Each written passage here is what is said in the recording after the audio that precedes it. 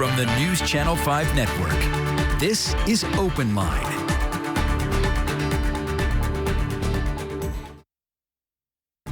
Hello, everyone. Welcome to Open Line. Glad you are with us tonight. This is the first day of June. It is June 1st. Can't believe it. So welcome to June. Welcome to the summer. We are talking tonight about, let's say you're caring for a loved one who is aging.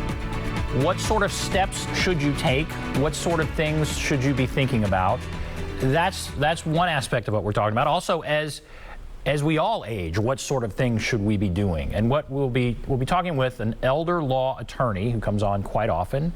But this is your chance to call in and really get some advice, some input as you deal with some of these things. And I encourage people to call in because your stories really help others. When you call in and talk about your situation, then that's something that our guests can take and really help others with probably a very similar situation. So let's go ahead and introduce our guest. It's Barbara Boone McGinnis with Takis McGinnis, coming to us via Zoom. All our guests come via Zoom now. And you're in your office, aren't you, up there in Hendersonville?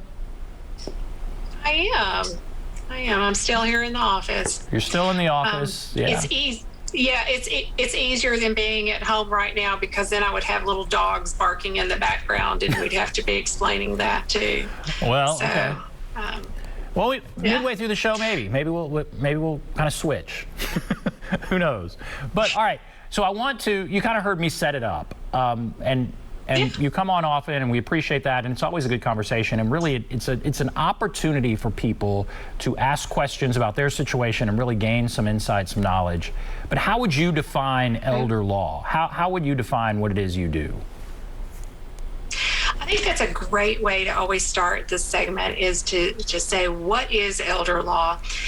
It is one of the unique practice areas of law that's defined by the client's age, believe it or not. We help elderly clients, as elder law sort of suggests. It's part estate planning in that the estate planning needs of an elderly person, especially an elderly person with some chronic illness or disability, may be unique.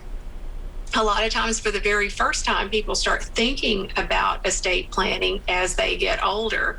I had some clients that came in the other day. They were in their late 80s, and the wife said, I thought it was time that we come in and get our affairs in order. And I looked to the husband and I said, do you agree? And he said, well, no, I don't think we're really ready yet. We're not there yet, but I'm doing it because it made her happy. A lot of times folks, as they age, think it's appropriate to sort of get their documents in place. But elder law is also about end-of-life considerations, developing surrogate decision makers, naming those powers of attorney, either for general business purposes or for healthcare, and teaching them how to make decisions for you, how to make decisions for someone else. Elder law is also about government benefits, particularly things like Medicare, that is an insurance, a national insurance that we sort of age into at 65. Medicaid is often part of our work. Veterans benefits, service-connected and non-service-connected pensions. Probate and conservatorships are about the only real courtroom work that we do. But our particular practice here at Takis McGinnis Elder Care Law, we include care, and that's care coordination. So people that are starting to find themselves on the elder care continuum, whether that's care at home or care in a facility, how do we find, get, and pay for good care and really advocate for good care across that spectrum? So that's what elder care law is. It's really not about Social Security disability. We do not do a lot of work with ageism or age discrimination. Those are all very different parts of elder law that some people touch on. That's interesting, yeah, and that's important to know. And the scenario I put out there of, let's say you have a parent who is aging and you're concerned and you want to help that parent out. So the client, I mean, the person who comes in maybe isn't the parent. Maybe the person who comes in to you is the adult child. And how often do you see that? And what are some things you can do in that situation? Well, it actually happens a great deal of the time, whether it's a spouse taking care of a spouse or children taking care of a parent. They come in, they have this person that they love and care about, but they're really worried about them because they are on what we call the care continuum, and they don't know what to do next. They don't know how to define good care, where should it be taking place, and they don't often know how to pay for it because a lot of folks don't have the money to just write private pay checks to either facilities or caregivers. And so it's that pulling everything together and doing it the right way, being compliant with government rules, tax implications, making sure they have the authority to make those decisions. So that's where we start, with the legal authority. Assuming that parents have already given power of attorney authority to someone, to their child through that document, then they can contract and act on behalf of the parent. So they can actually hire us to help. The elder, the parent, that's always who our client is going to be, and that's who we serve. Our duties of loyalty and competency and confidentiality are to that individual. That's great. I mean, your focus is on that parent, which obviously is the focus of the adult child. That's why they're coming in there. But that, and they have all these questions. Absolutely. And it's such a scary thing to try and navigate. And I imagine COVID has only made it more scary with, different facilities and that kind of things. So, and again, I'm encouraging people to call in with their individual situation, their individual story, but I'm going to stay on that kind of line of what you do, that area. When it is someone coming in for an aging parent, what is the first thing you ask? Kind of walk us through, what do you do to help somebody who is in that situation? We start by getting an overall snapshot of what the situation is. Who are the players? What are the parents' background? What is their story? How many and where are the children, and what kind of relationships there are, looking for the depth of support for either the caregiver child or for the elder themselves. What kind of resources do they have to work with? What's their income stream like? And what do they worry about? We always start with trying to identify what the worries and goals are for that particular family, because the stories may sound similar, but every family's unique, every person's unique, and so they may have a different emphasis or a different set of worries. If they can't really define their worries, maybe they can define their goals. What do they hope for? And a lot of times we're hoping for care at home, but because of certain limitations, maybe it's financial limitations, maybe it's just the time constraints of the caregivers. I was reading today about a recent set of facts that came out from Fidelity, posted this set of facts today about caregivers and the stress and impact on caregiving for the careers of caregiver children. They talk about how much time they spend in providing care over and above their actual work, right? On an average of 28 hours per week for those caregiver children. And everybody thinks it's going to be easy, that they can do it, that they are different. And what they find is about half of the folks spend way more time involved in caregiving than they thought they were going to. They have way less support than they thought they were going to get. And it actually has some dollar and cents impact on that caregiver child. 37% of the respondents reported earning less money once they returned to work. Say they had to quit work to provide care for an aging parent. And that they were not just losing money while they were unemployed in their regular career pursuit, but they earned less money when they went back to work. As much as 40% even by some respondents. And then, of course, there's stress.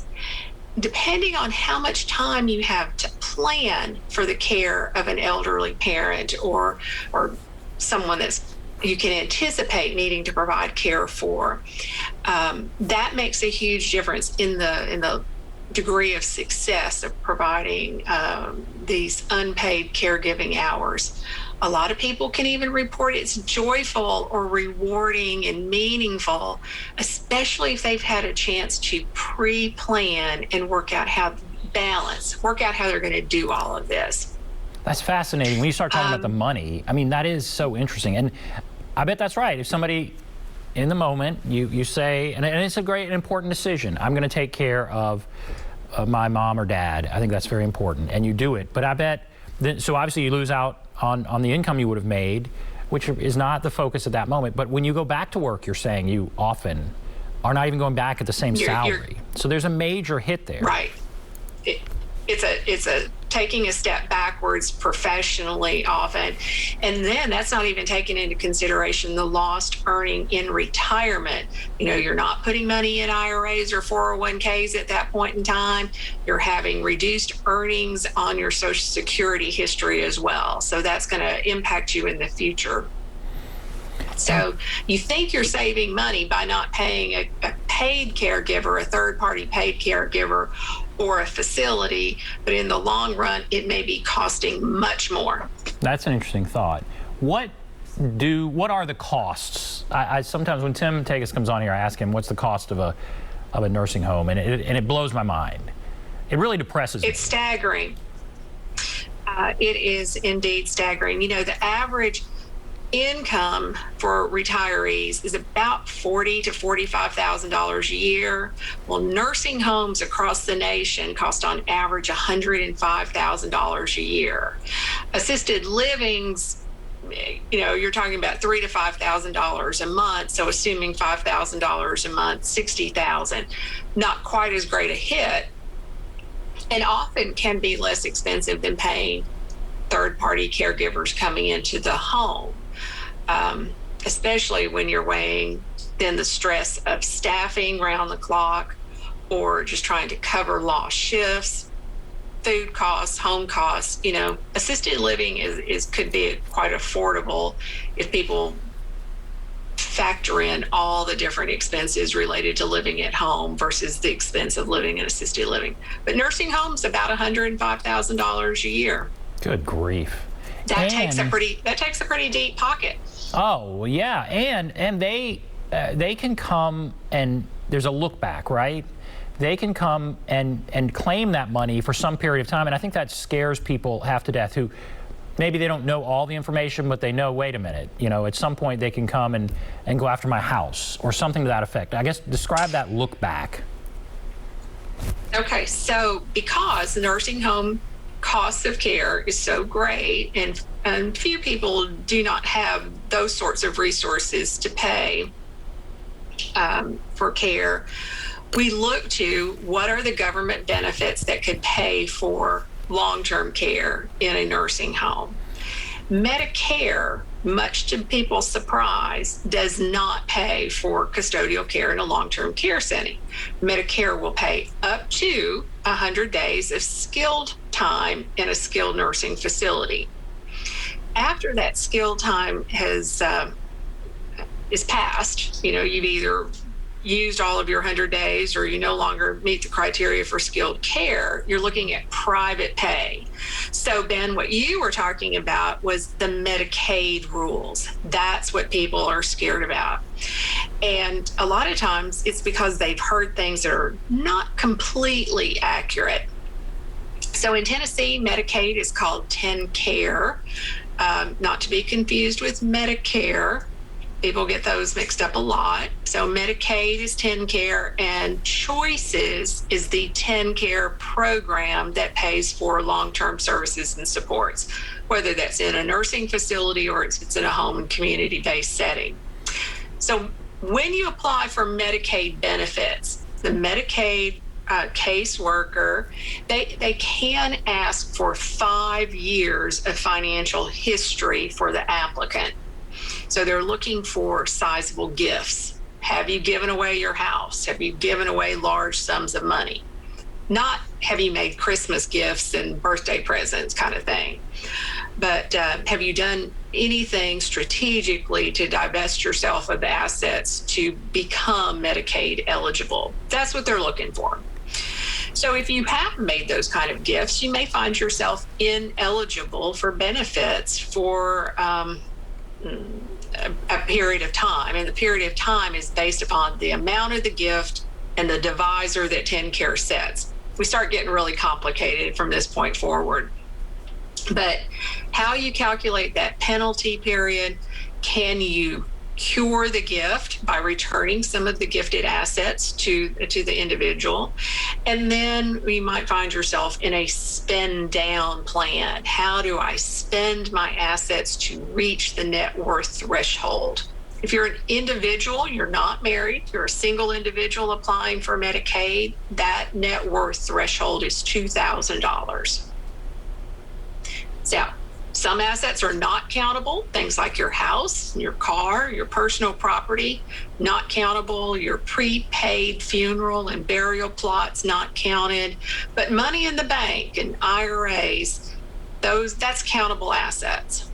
See, that's important stuff. Yeah, and you can see why people are concerned by it and would get confused by it. But that's important stuff. And so, all right, with that, I want to take a break and basically encourage people to call in with their story. When we come back, we'll take those calls, and we're also going to talk about wills and powers of attorney, some of those other things that are critically important and are really quite interesting to talk about. So we'll take a break. There's the number if you want to call in, 615-737-PLUS,